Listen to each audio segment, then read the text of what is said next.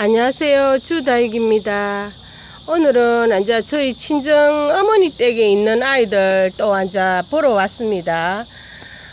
저번에 와서 제가 저녁에 간수를 살짝 한번 해줬더니 이제 얘들은 워낙 어린 아이들이고 해가지고 그냥 넘기기에는 너무 힘들 것 같아서 정말 아주 살짝 간수를 한번 했습니다.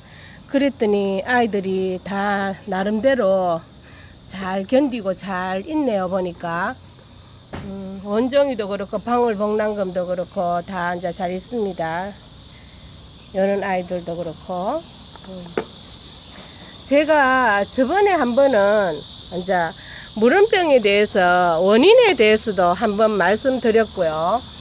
그 다음에 또 물음병을 예방하기 위해서 어떻게 하는 것이 좋다 하는 말씀도 한번 드렸어요. 그런데 이제 오늘 시간에는 물음병이 발생되었을 때 이제 어떻게 해야 된다 하는 것을 한번 말씀드릴게요. 이래 다육이를 키우다 보면 소나기를 맞는다든지 뭐 여러 가지 이유로 해서 물음병이 발생할 수 있습니다. 그거는 뭐 어쩔 수 없어요. 그런데 이제 물음병이 올 것 같은 딱 느낌이 들 때는 이제 내가 간수를 뭐 하다 보니까 어쩌다 보니까 물이 좀 더 많이 들어갔다. 아니면 어쩌다 보니까 뭐 소나기를 맞게 됐다.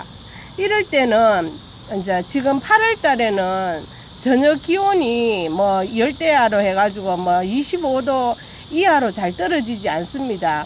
이런 환경에서 이제 물마름이 이게 물을 먹었을 때 3일 이내로 빨리 물 말라야 되는데 그것도 문제지만은 또 이 속에 분 속에서 물의 뜨거움 때문에 물음병이 이제 발생하게 되는 거거든요.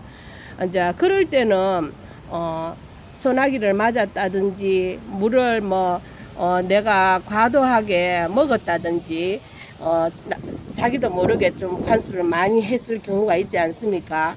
그럴 때는 빨리 분을 이제 한마디로 말해가지고 다육이를 빼야 됩니다. 저번에 이제 지금 보이는 원종이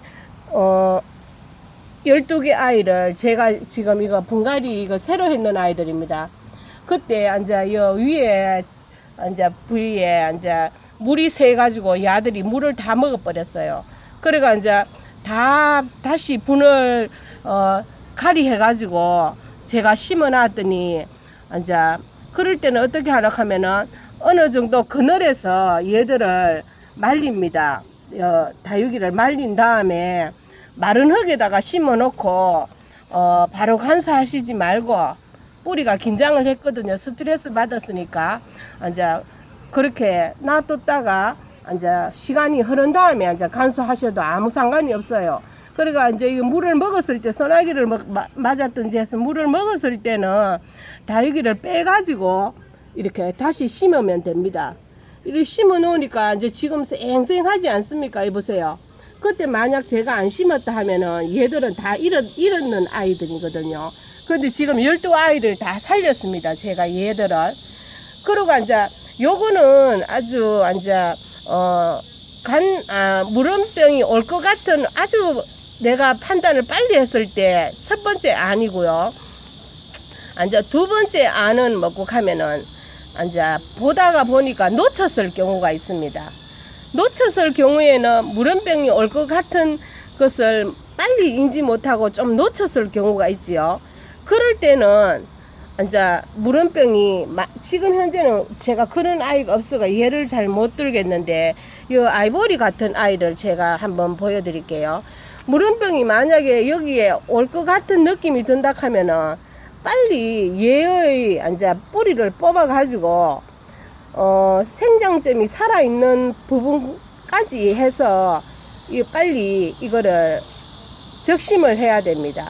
적심을 해서 살펴보고 생장점이 살아있다 싶으면 그냥 이제 그늘에 말리시면 되고, 생장점이 아직 그 부분보다 안 살아있다 싶으면 그 위에 부분을 또 적심을 해야 됩니다. 그러니까 이제 생장점이 살아있는 것을 확인한 다음에 그늘에 놔두시면 돼요. 그러면 이제 물음병이 이제 있는 부분은 다 제거되는 거죠. 그러면 한 달 정도 있으면 다시 새 뿌리가 납니다. 새 뿌리가 나면 다시 앉아 심어주면 됩니다. 그래 물원병이 걸렸을 때는 이제 그런 방법이 이제 두 가지 방법이 있습니다. 지금 이제 처음 아주 초기에 발견되었을 때는 이제 말린 다음에 새 흙에 심어주면 되고요. 뿌리를 제거하지 않고. 그런데 이제 어느 정도 진행된 상태일 때는 생장점이 살아있는 범위 내에서 적심을 해서 살리는 방법, 이렇게 두 가지입니다.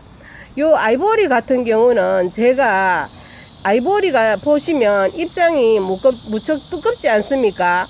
이는 아이가 물원병이 무척 많이 옵니다. 그래서 여름에 아이보리는 거의 물원병이 많이 오는 아이라고 생각하시면 돼요.